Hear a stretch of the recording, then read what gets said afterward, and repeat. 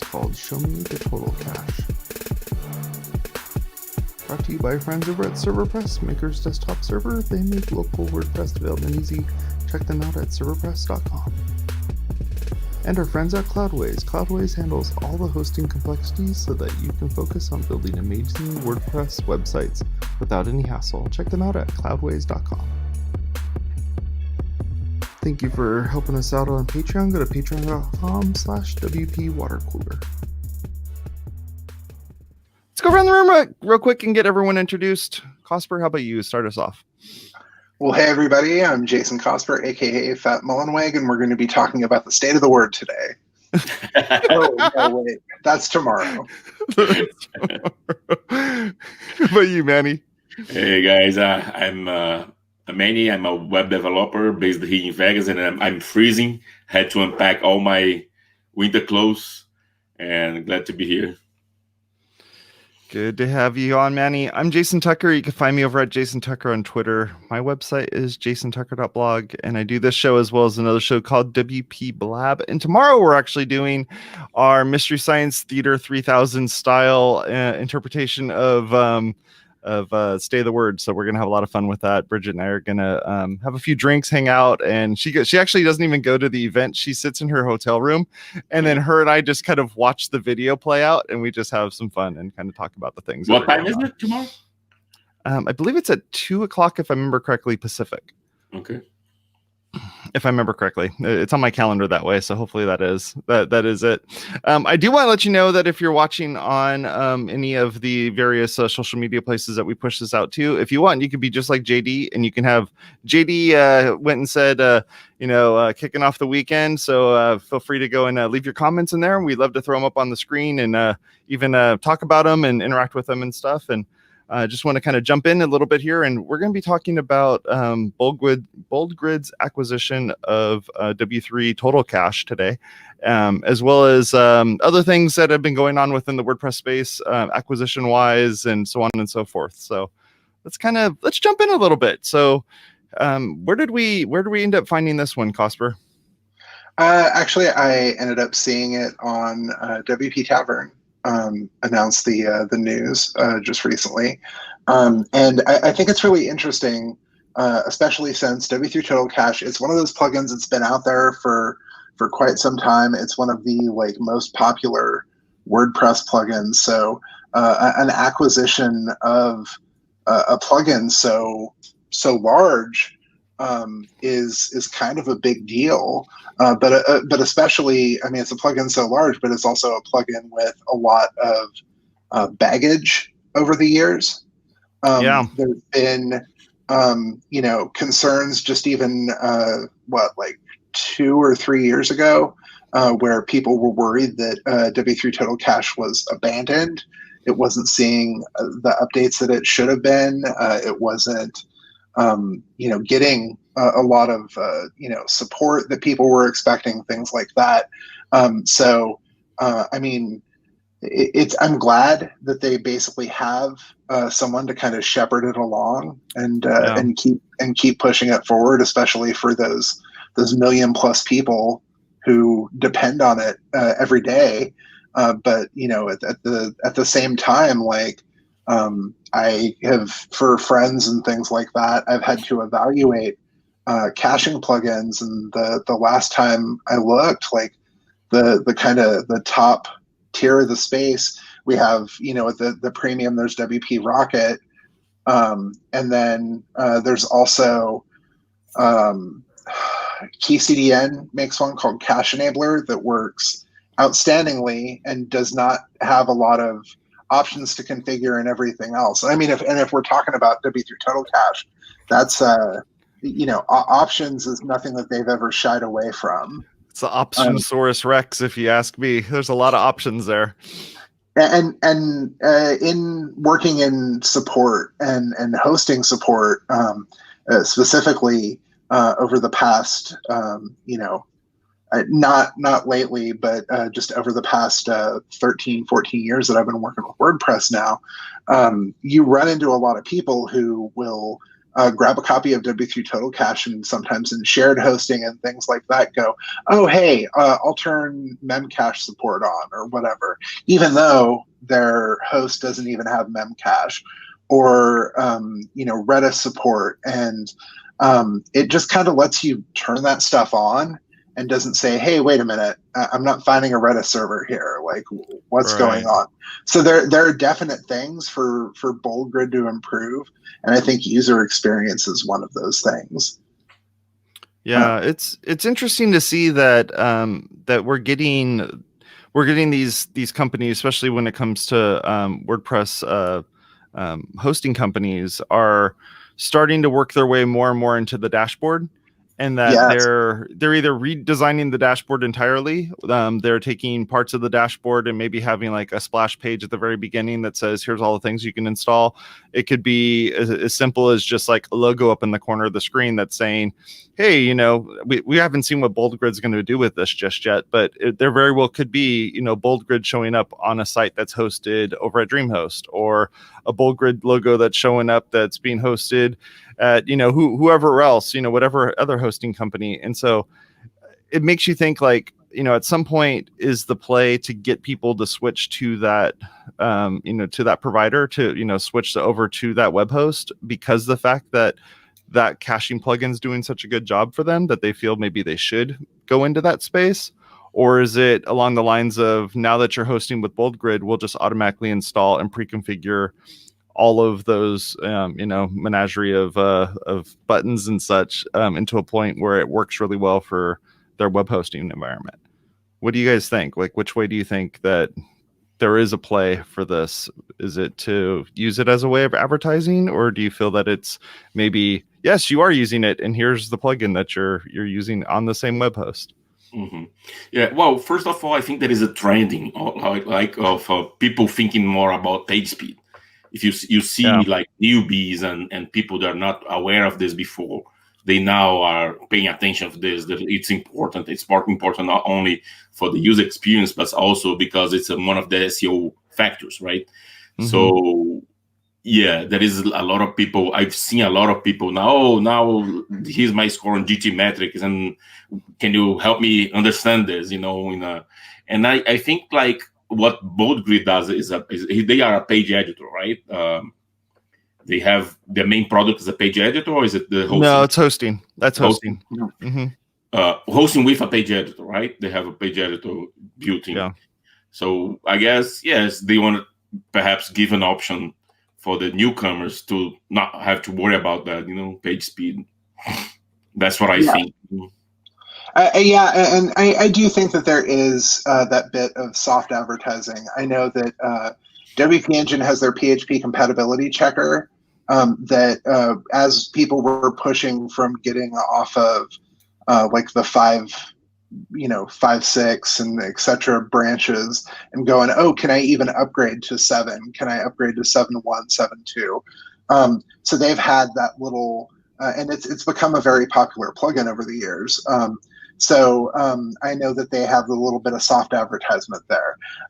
I know that there's a plugin, my day job, I don't talk about it much here, but my day job is I work over at LiquidWeb. We actually leveraged a competitor's Redis plugin in our stack, the Pantheon Redis plugin. And they don't put a big, when you activate the plugin, they don't put a big, powered by Pantheon or anything like that in there. I use that one too. Right. So the engine, and robot. Yeah, and it's really easy and simple and works and does what it says it's going to do. Daniel Bach-Huber, who developed that plugin, along with the other folks over at Pantheon, have done a great job with it. But they don't advertise it, except for, I believe, in just the repository where you see the Pantheon like branding on their banner and stuff like that, but otherwise, and just that little developed by, like, when you're looking at the plugin thing, but so there are a few levels that they can go here with how they want to advertise it. Do they want to go sorry Yoast, but full Yoast, and have like a ginormous banner at the top of things when you activate it? Or do they want to go a little softer like Pantheon and just say like, hey, this is a nice plugin, like, we give this to the community, like, not necessarily expecting any additional. I mean, you would think that they would want to get some of the recognition from doing this. And I'm curious, I didn't actually get all the way through. I think I got distracted, but with the article, my ADD was highly today. But did they say how much that they're buying Total Cash for? I don't think so. No, I don't think so. They didn't do disclosure. So, I mean, who knows how much they acquired it for? I would say a plugin with 1 million installs across a bunch of different hosts, like, that is something. And I know Frederick Towns from W3 Total Cash has worked in the startup space. He used to be the CTO of Mashable. His LinkedIn or something like that says that he's working at a, what is it, like, real estate company, Jason? Is that what we found out? Yeah, like an online real estate software company, yeah. Right. So, like, he has some idea of startups and, the value of, what his plugin is pulling in. He sees how much that they're selling in the premium support that they've been selling the past few years, stuff like that. So I'm sure it wasn't just a, drop in the bucket sort of thing, sort of investment for them. Right. But it's definitely... I wanted to circle back around a little bit from what you were saying before about plugins that tend to put, you said go full Yoast, which cracked me up, and it actually cracked up JD, who's watching on YouTube as well. But that idea that this plugin's one of those plugins that you kind of set it and you forget it. And that Redis plugin that you're talking about from Pantheon, same thing. You set it and you forget it. It's not like you're logging into your dashboard. The first thing you do is you go, how's my Redis service going? And you go log in there and start playing around with it. Like, that's not how that works. So right. the idea of having a plugin that's essentially just running in the background, it's very utility. It just sits there and it does its thing and you never touch it ever again. I kind of hope that thing isn't going to sit there and start telling me a bunch of stuff like, hey, you should do this. Hey, you should do that. It's like, your plugin's just sitting back there making cache files, serving up those cached files, and that's it. Like, you shouldn't be. It's doing a lot of work, but really, like, for the end user or the user that's the editor or whoever that's going to be writing for that blog, they really should not be having to interact with your plugin at all. Hopefully, ever, because there's no real good reason to be making any changes in there. Absolutely. And I mean, this is the first acquisition by BoldGrid, so at least that I'm aware of. So we don't know how they handle their branding, etc. Like, post-acquisition will be something definitely to watch. Hopefully they decide to just kind of keep things out of the way. Yeah. I hope so. And when it comes to plugins like these, there are reasons to have some type of, banner that pops up or some type of something that pops up to let you know that something's changed. But I think after that, it should never have to really, it should tell you like, hey, just let you know BoldGrids now owns this or whatever. I don't even know if that is even important, especially like one of my users wouldn't care less. Like they don't care that there's a word cap that's going on right now. And there's a bunch of people showing up in some, city, in the US. They don't care about that. Right. So for the users themselves, the users really don't care, and they don't care who bought what or whatever. They just want to make sure that it works and continues to work. I wouldn't have a problem if they said, hey, we bought this and we've made user interface improvements.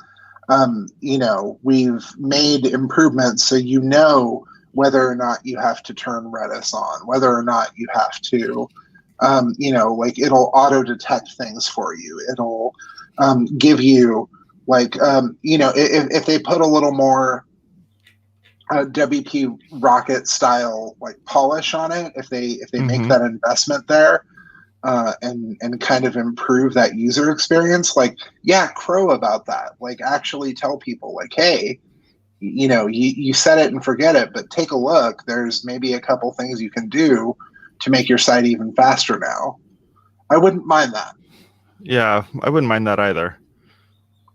I'm sure that there would be a handful of people in the support forums who are just like, I never want to see a notification ever. Like, why is this happening? But most folks would be like, oh, okay, it looks nicer and it's easier to work with. Like, yeah, okay, I'll take a look at my settings and spend, 20 minutes in there, like trying to tune things up a little bit. Why not? Yeah, and I mean, even BoldGrid's editor, I've never actually used BoldGrid's editor before, so I'm kind of looking on their website to kind of see how this is set up. Their page editor has enough of a design to it that they could apply that design to, Total Cache and actually make it look like a pretty nice and pretty clean interface for it. Right now, it looks just like any other dashboard type interface where it's just using all the basic styles and all the basic everything. But yeah, they could definitely add some to it to kind of make it look a little better and have it maybe have a bit of that, like you're saying, functionality check there where it's like, I don't detect a Redis server, but do you have one? And what's the address and what's the host you're using for it? Are you using this? Does this have this? Just kind of ask those extra questions. Right. Memcache and all that fun stuff. And of course, because of, BoldGrid and the integration there, if they're like, oh, you're on BoldGrid, like, I've got that set up for you. You don't even have to answer this question. Like, that would be a great place to see this go. Mm-hmm. Yeah. Yeah, because they've already kind of tested out how everything needs to be set up and essentially hide a lot of those switches that don't necessarily need to be displayed when it says, hey, we detected you're on BoldGrid here. Here's the 4 things you can switch, and all the rest of them we've already figured out, and you're good to go. Yeah. How I mean, none of us can speak for them, but how would you feel right now if you were WP Rocket and you just saw this massive investment into, caching and potentially a premium caching plugin in, or something that you can convert into a premium service? How would you feel? Would you feel like that's a validation of what you've been doing with WP Rocket, or would you feel threatened by it a little bit? Like, would you, oh crap, we're going to have to start amping up our marketing budget. We're going to have to start, because WP Rocket, like, they've mostly gone on word of mouth so far, right? Like, I'm not really running into a lot. I mean, I run an ad blocker, so I wouldn't be running into ads anyway, but I'm not running into a ton of ads for WP Rocket around. Like, no, and I remember WP Rocket being, one of the plugins that you could actually use on WP Engine as a caching plugin, and having some of those pieces. I'd imagine not everything was enabled or whatever. There's probably a little bit of kind of leeway between the two, or a special type of setting that was enabled to allow it. But WP Rocket's great product, and they have some great people that are working behind it. I mean, I'm looking at the screen here, and I can recognize 3 faces that I know from their team at the bottom of their site. And so those folks over there are great folks. Their plugin is a premium plugin that looks really, really nice and works really well. It's a solid plugin. So, but you've gotten an investment from, like, effectively the 800-pound gorilla of caching plugins. Right. I think for that, you need to be, if you're WP Rocket or any of the other ones, you need to get better partnerships in place. Like, just looking at WP Rocket's partnerships here that they have with folks, they work with Beaver Builder, they work with CoSchedule, they work with Codable, Main WP. Like, they've already kind of have started to establish these things. What's tricky or interesting when you're in a space like this, especially if you're a web host, is unless you're somebody who has multiple web host brands under the same umbrella, you can't really go to another web host and be like, hey, we're BoldGrid. we have this plugin that we acquired. We would love to partner with one of our competitors to have this product show up. So you're kind of stuck with that. Where with WP Rocket, they can be with anybody and they can work with anybody and they can put all of those brands on there and be able to kind of work that way. And not everyone hosts with WorldGrid. Yeah, and I will say that there was a pretty big streak of reluctance to even when I was looking at the Redis plugins. There's just a small handful available. The fact that the Pantheon one that we settled on was from a competitor.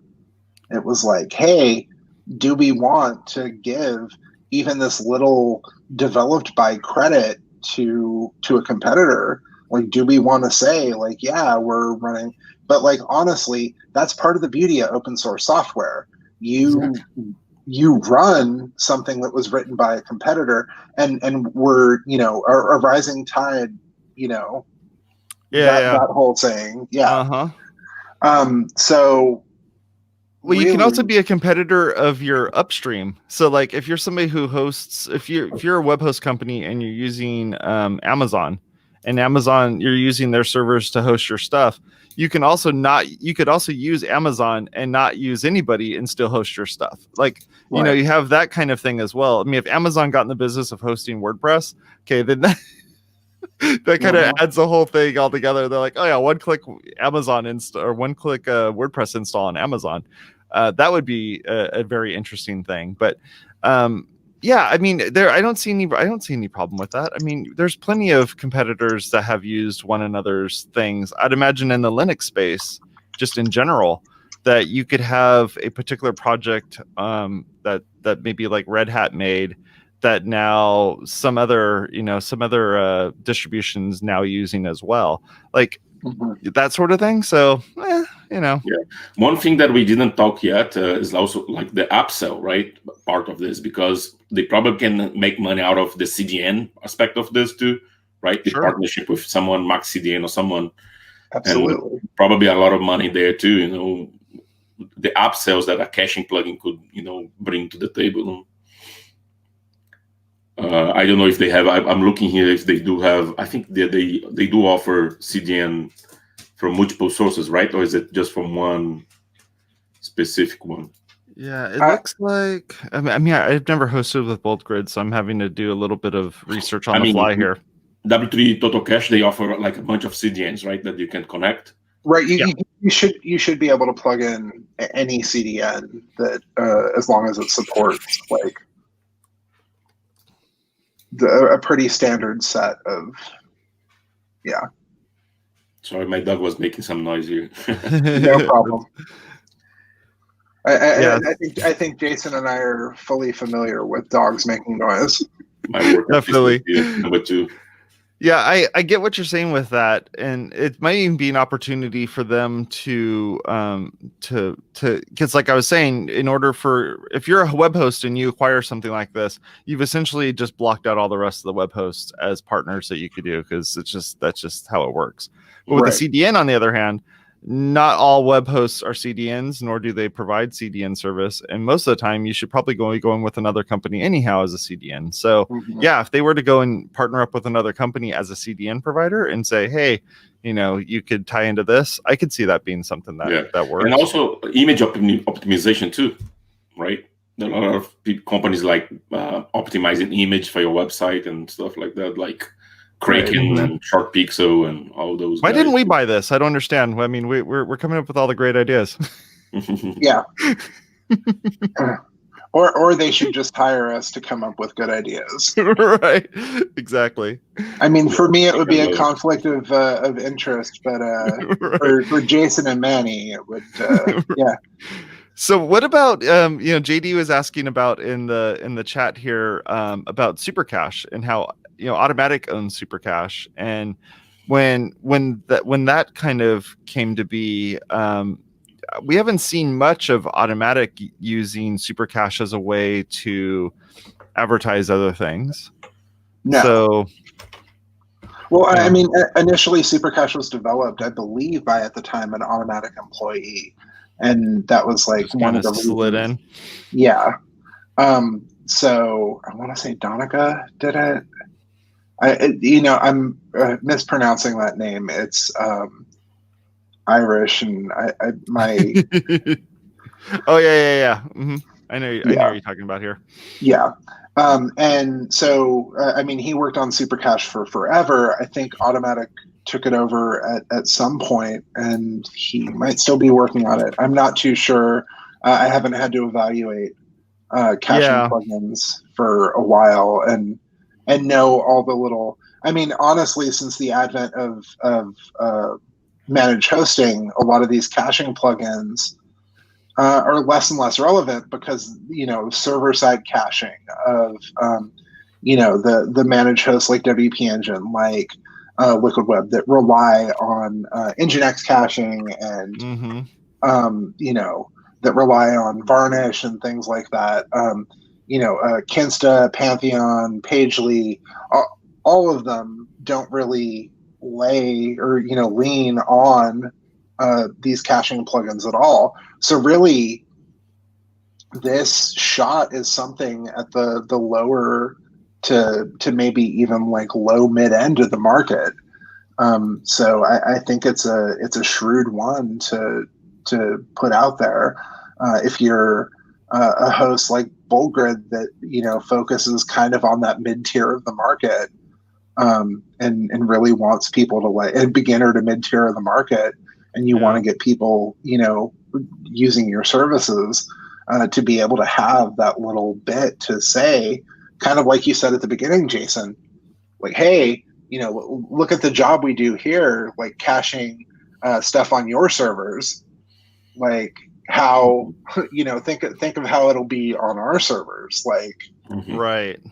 And I think that's the difference between if you have a premium plugin versus a free plugin or even a freemium plugin, is that once you get into that premium plugin side of it, you can do whatever you want in your plugin. But when it comes to being a free plugin in the repository, in the plugins repository, that there's certain things you need to do in there, and that you're not allowed to start hitting people up for money for all sorts of things, especially when it comes to web hosting or whatever else. If we could spend like the last couple minutes here, what other you have all these people that are at WordCamp US right now, and they all have handfuls of money, and they're all walking around wanting to buy one another. What other things are there out there that they should be looking at? Is it forms? Is it like what other plugins are there that they should be looking at picking up? I don't think the next place that people should be looking is plugins. I think that GoDaddy made a really shrewd acquisition with Sakuri as far as like a security service goes. But the Sakuri has also in their offerings that WAF that sits in front of sites, and compared to Cloudflare, like I love the Sakuri guys, but like their offering isn't quite as there as Cloudflare is. But I love that it's an alternative to have like that sort of edge WAF at everything. I also think that like Manny said when he mentioned the partnership with CDNs, like a CDN, like it's one of the things that I see so many customers request, things like that, like people not even realizing that they can make their sites faster by pushing stuff off onto a CDN. So I feel like we might see managed hosts go into the CDN space. I think Automatic is killing it right now with their Photon component of Jetpack. It is one of the main reasons that I will actually recommend Jetpack to somebody is because of Photon. It's because of the optimization that Photon puts in place. Like it'll serve up WebP images that are much smaller to Chrome users, to browsers that support WebP.